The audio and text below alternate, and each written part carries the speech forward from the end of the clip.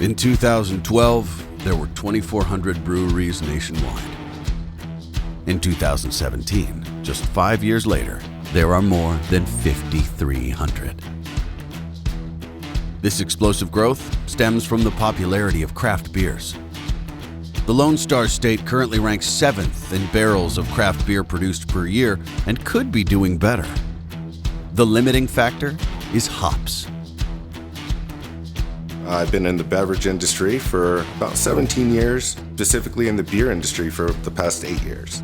The glaring problem, which was affecting every brewery in the nation, was the fear of running out of hops.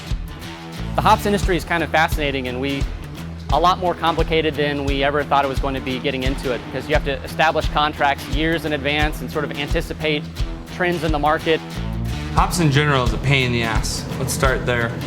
And I have to have contracts, or I have to spot market. I'm talking about hops as a whole. And I have to ask my fellow brewer friends for hops.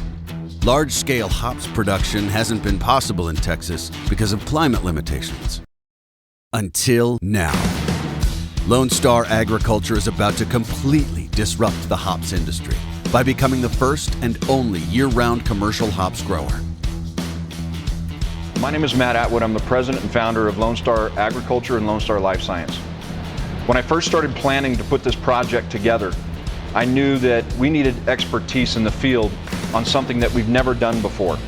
I knew that we needed to go out and find some A players, and we went and did that. We brought in Colorado State professor Bill Bowerly, who's already doing an indoor hydroponic LED grow. I'm a craft beer lover, and because of that, I decided to change my research program at the university to grow hops hydroponically year-round using LED lights.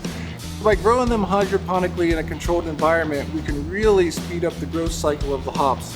We actually go from just nothing more than a tissue culture, petri dish start to a full production hop in 3.5 months.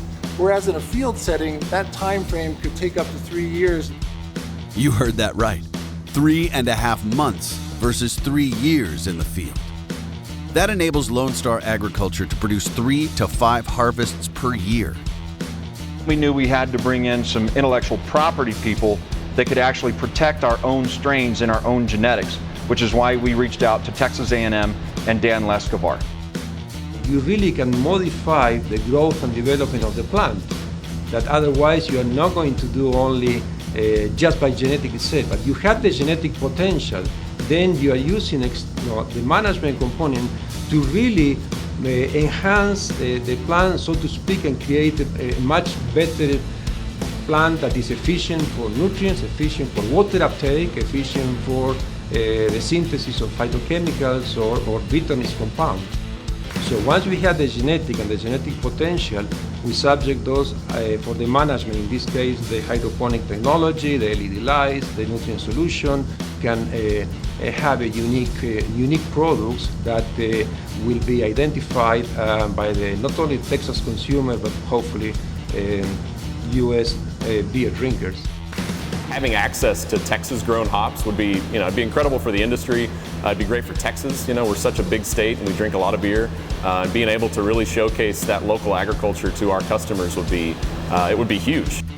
If we were able to, get hops fresh from a field multiple times a year, 5 or 6 times, then, it would change how we could approach brewing a lot of these beers.